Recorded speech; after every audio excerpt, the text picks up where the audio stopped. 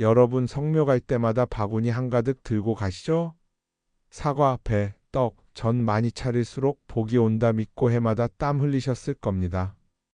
그런데 이상하게도 다녀오고 나면 집안 공기가 무겁고 돈은 들어오자마자 새고 아이 일은 자꾸 막히는 느낌. 내가 정성이 부족했나? 조상님이 노하신 걸까? 마음까지 쿵 내려앉죠. 결론부터 말할게요. 정성은 충분했습니다. 문제는 정성이 아니라 방향이었습니다. 풍수의 관점에서 성묘는 많이가 아니라 맞게가 핵심입니다. 상에 무엇을 올렸는지보다 상징과 순서 그리고 단 하나의 결정적 장치가 맞았는지가 승부를 가릅니다. 이 한 가지가 틀어지면 복의 물길이 눈앞에서 막히고 맞으면 폭포처럼 쏟아집니다. 제가 현장에서 본 풍경은 늘 두 가지였습니다. 어떤 집은 성묘만 다녀오면 막혔던 일이 술술 풀립니다. 반대로 어떤 집은 더 공들였는데도 돌아오는 길이 더 무겁습니다. 차이를 만든 건 많이가 아니라 정확한 한 수였어요. 여러분도 아마 이런 경험 있으실 겁니다. 이번엔 제대로 차렸는데 왜? 스스로를 탓하지 마세요. 오늘 그 답을 제가 드리겠습니다. 딱 하나만 챙겨도 조상복의 수문이 열리는 방법, 우리 어른들이 수백 년 누적한 풍수의 지혜 속에 있습니다. 미신이 아니라 상징과 질서가 기운을 움직이는 원리입니다. 이 영상에서 여러분이 얻게 될 것, 성묘에서 복의 통로를 여는 단 하나, 감사올림 소원 정리로 이어지는 5단계 질서, 하면 안 되는 실수 5가지. 이걸 몰라서 복이 막힙니다.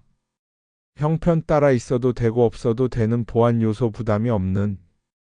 특히 첫 번째, 단 하나는 부담 없이 누구나 준비 가능한 것으로 알려드립니다. 올해 성묘부터 딱 이것만 바꿔도 집안 공기의 무게가 달라지고 흐트러진 기운이 정돈되는 걸 체감하실 겁니다. 이번엔 뭔가 다르다, 이 감각이 오면 이미 물길은 트인 겁니다. 시작하기 전에 한 가지 부탁드릴게요. 이 내용을 올해는 꼭 써먹겠다 결심이 드신다면 구독과 좋아요를 눌러주세요. 그리고 댓글에 딱 5글자 조상님 감사합니다 남겨주세요. 그 작은 실천이 오늘부터 여러분 가정의 복의 루틴이 됩니다. 저는 그 마음에 제 기운을 보태겠습니다. 이제 복이 흐르는 길을 정확히 여는 법을 차근차근 풀겠습니다. 많이 말고 맞게, 화려함 말고 정갈함, 형식 말고 상징과 순서. 여러분의 성묘가 의무에서 복의 시작으로 바뀌는 순간 지금부터 시작합니다. 여러분, 그런데 왜 성묘에 가면 어떤 집은 다녀온 직후부터 일이 풀리고 어떤 집은 오히려 더 꼬이게 될까요? 많은 분들이 이렇게 말씀하세요. 우리도 정성을 다해 제사상 차려 올리는데 왜 복이 안 오르는 걸까? 하고 말이죠. 사실 문제는 정성이 부족해서가 아닙니다. 풍수적으로 보면 정성과 상징이 맞아떨어지지 않았기 때문입니다. 즉, 마음은 가득했지만 그 마음을 담아낼 올바른 형식과 상징이 빠져 있었던 겁니다. 제가 풍수를 연구하면서 수없이 본 사례가 있습니다. 똑같이 명절에 성묘를 다니는데 어떤 집은 아이 취업이 번번이 막히고 돈이 들어와도 새어나가며 가족 간의 다툼이 잦았습니다. 반대로 어떤 집은 성묘만 다녀와도 갑자기 좋은 소식이 이어지고 가족 건강이 나아지는 경우가 있었죠. 이 차이를 만드는 건 바로 무엇을 올리느냐였습니다. 음식 가짓수가 많다고 해서 복이 열리는 게 아닙니다. 오히려 핵심을 모르면 겉만 화려할 뿐 정작 기운은 흐르지 않습니다. 풍수에서는 모든 음식 하나에도 상징이 담겨 있습니다. 그 상징을 제대로 맞추면 조상님 마음이 기쁘게 움직이고 그 기운이 후손에게 그대로 이어집니다. 여러분, 이번 설명을 잘 들으시면 아마 이렇게 깨닫게 되실 겁니다. 아, 그동안 우리가 복을 못 받은 이유가 단순히 정성이 부족해서가 아니었구나. 올바른 방법을 몰라 길목을 스스로 막아두었던 거구나. 하고 말이죠. 이제 그 답을 제가 풀어드리겠습니다. 성묘 때 반드시 준비해야 할 조상님을 가장 기쁘게 하는 음식. 그 단 하나의 비밀이 곧 공개됩니다. 끝까지 함께 하셔야 합니다. 그리고 지금 이 영상을 보신 김에 구독과 좋아요 꼭 눌러주시고 댓글에 조상님 감사합니다 4글자만 남겨보세요. 그 작은 실천이 여러분 가정에 들어올 복의 문을 활짝 여는 열쇠가 될 수 있습니다. 자, 여러분. 이제 많은 분들이 가장 궁금해하셨던 답을 알려드리겠습니다. 성묘 때 조상님 앞에 반드시 올려야 하는 단 하나의 음식, 그것은 바로 황태포입니다. 혹시 의외라고 생각되셨나요? 왜 고기도 아니고 과일도 아니고 바로 이 황태포일까요? 그 이유를 아신다면 여러분도 고개를 끄덕이실 겁니다. 먼저 이름부터 보겠습니다. 황이라는 글자, 풍수에서 가장 귀한 색을 뜻합니다. 황색은 임금님의 색, 권위와 부귀, 태양의 기운을 상징합니다. 즉 황태포를 올린다는 건 조상님을 임금처럼 귀히 모십니다라는 뜻이 담기는 거죠. 그리고 태라는 글자는 크고 넉넉하다, 풍족하다는 의미가 있습니다. 이름 속에 이미 귀함과 풍족함이 동시에 담겨 있는 음식입니다. 또한 황태는 그냥 생선이 아닙니다. 겨울 내내 칼바람과 눈보라를 견디며 얼었다 녹기를 반복하면서 탄생한 생선입니다. 이 과정에서 강인함과 맑은 기운이 깃들게 되죠. 그래서 황태포를 올리면 조상님 마음이 굳세게 움직이고 그 기운이 후손에게 그대로 이어집니다. 제가 실제로 상담했던 한 집안의 사례를 말씀드리겠습니다. 그 집은 해마다 빠짐없이 성묘를 다녔는데 아이 취업이 계속 막히고 집안일도 꼬였습니다. 그런데 제가 황태포를 꼭 챙기라고 알려드렸더니 놀랍게도 몇 달 안에 아이가 원하는 직장에 취직을 했고 집안 분위기도 한결 밝아졌습니다. 단순한 우연일까요? 아닙니다. 풍수 원리에 따른 자연스러운 결과였던 겁니다. 여러분, 조상님은 겉모습보다 뜻과 정성을 보십니다. 황태포 한 장은 단순한 음식이 아니라 귀하게 모시는 상징이자 풍족함을 약속하는 표시입니다. 그래서 성묘 때 수많은 음식을 준비하지 못해도 괜찮습니다. 딱 이 한 장만으로도 조상복의 문은 열립니다. 지금 듣고 계신 여러분도 느끼셨을 겁니다. 아, 괜히 황태포가 아니구나. 이게 바로 조상님이 기뻐하실 상징이구나. 하고 말이죠. 자, 그렇다면 어떻게 올려야 조상님의 마음이 더 크게 움직이실까요? 그 준비와 올리는 방법까지 이어서 알려드리겠습니다. 자, 이제 황태포의 정체를 알았으니 중요한 건 어떻게 준비해서 올리느냐입니다. 아무렇게나 봉지째 가져가서 툭 올려놓는 건 절대 안 됩니다. 조상님 앞에 올리는 음식은 단순한 먹거리가 아니라 우리의 정성과 예의가 담긴 상징물이기 때문이죠. 먼저 황태포를 준비할 때는 상태부터 살펴야 합니다. 모서리가 뜯겨 있거나 가시가 남아 있으면 정갈이 다듬어야 합니다. 혹시 불순물이나 기름기가 묻어 있다면 흰 키친타월로 깨끗하게 닦아내야 하고요. 풍수에서 깨끗함은 곧 맑은 기운입니다. 그 정갈한 기운이 조상님께 전해지고 다시 후손에게 복으로 되돌아오게 되는 겁니다. 그 다음은 포장입니다. 그냥 비닐봉지에 넣는 건 정성 없는 모습으로 비칠 수 있습니다. 가능하다면 흰 종이나 한지에 싸서 준비하세요. 안쪽에서 바깥쪽으로 접어 싸는 건 내 마음을 밖으로 드러낸다는 의미가 담깁니다. 작은 차이지만 조상님께는 큰 정성으로 다가갑니다. 또 포장을 마치고 출발하기 전에는 황태포를 두 손으로 가슴 앞에 들고 이렇게 속으로 말씀드려 보세요. 조상님, 오늘 이 한 장에 제 마음을 담아 올립니다. 불과 10초도 걸리지 않지만 그 짧은 순간이 성묘의 무게와 의미를 완전히 달라지게 만듭니다. 제가 상담했던 어떤 집은 그 전에는 늘 비닐봉지째 황태포를 올리곤 했습니다.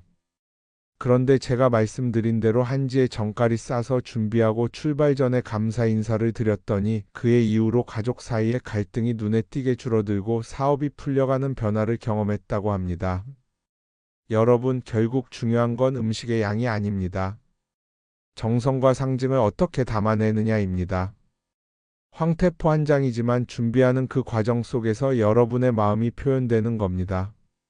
이제 준비가 끝났다면 현장에서 어떻게 올려야 하는지 그 구체적인 순서와 의미를 이어서 말씀드리겠습니다. 이제 성묘 현장에 도착했습니다. 여러분, 여기서부터가 가장 중요한 순간입니다.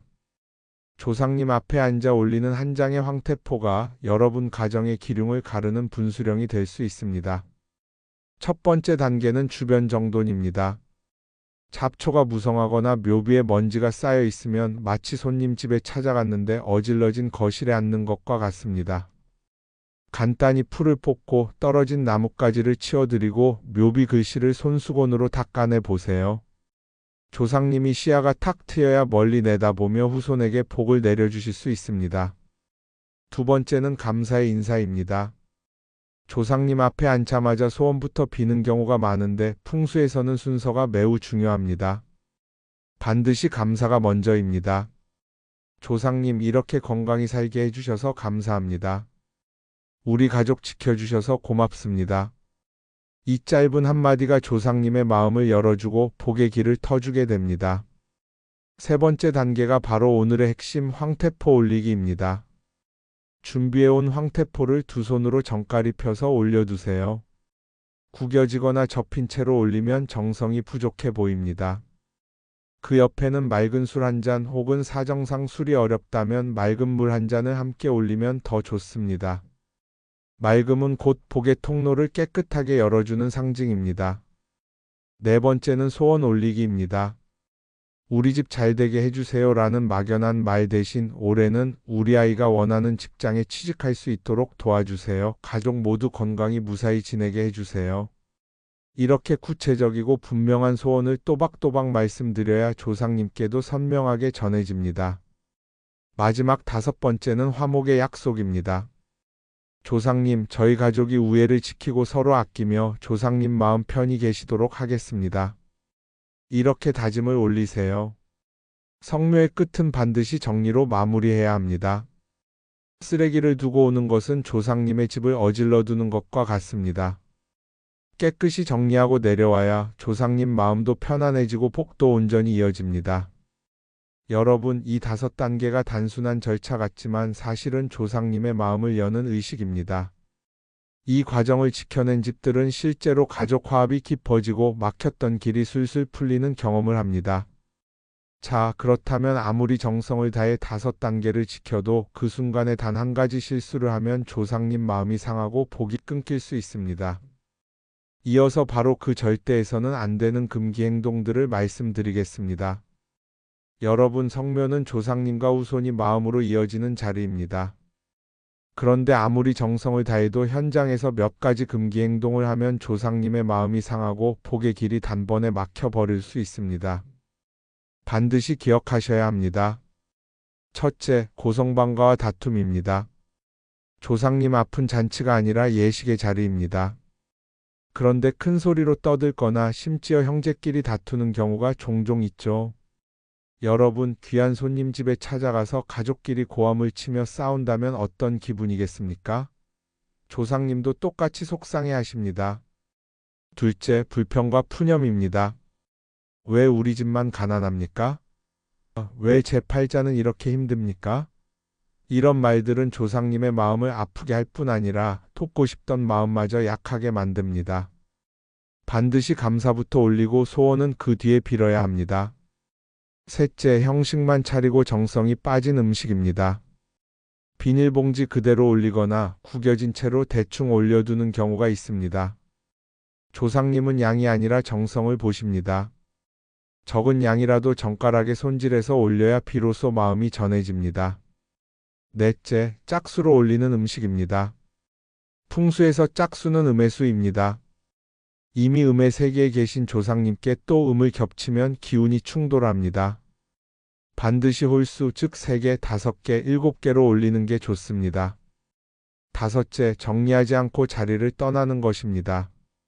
쓰레기를 그대로 두거나 양초와 성냥을 방치하는 경우가 있는데 이는 조상님의 집을 어지럽히는 것과 같습니다.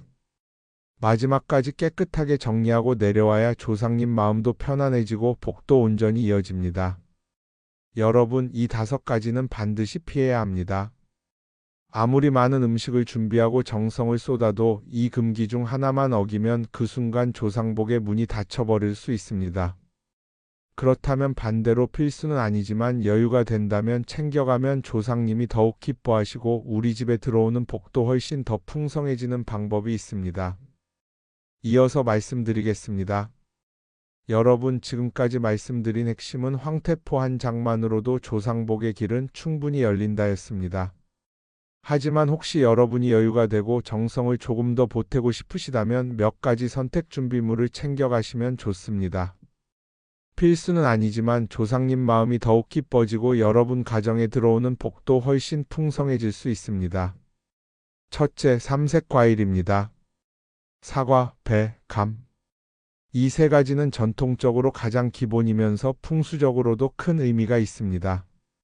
사과는 둥근 모양으로 가족의 화목을, 붉은 빛은 사랑과 정열을, 노란 빛은 풍요와 행복을 상징합니다. 배는 황금빛 껍질과 하얀 속살로 귀한 복과 깨끗한 마음을 담고 있죠. 감은 떫은 맛이 달콤함으로 변하듯 인생의 성숙과 오래 가는 정성을 뜻합니다. 단 반드시 홀수로 준비하셔야 합니다. 둘째, 흰 꽃 한 송이입니다. 국화든 백합이든 상관없습니다. 하얀 꽃은 맑고 깨끗한 기운을 담아 조상님의 마음을 정화해 드립니다. 많을 필요도 없습니다. 단 한 송이만으로도 충분합니다. 중요한 건 수량이 아니라 그 진심입니다. 셋째, 작은 흰 보자기입니다. 이 보자기는 단순히 음식을 덮는 천이 아니라 정성을 가리고 지켜내는 상징을 담습니다. 보자기로 덮어 가져가면 음식의 기운이 흩어지지 않고 마지막까지 정성이 온전히 전해집니다. 여러분, 다시 강조드립니다. 황태포 한 장이면 이미 조상복의 문은 활짝 열립니다. 나머지 준비물들은 어디까지나 정성을 보태는 선택사항입니다. 형편과 상황에 맞게 마음이 허락하는 만큼만 준비하시면 됩니다. 이제 여러분 차례입니다.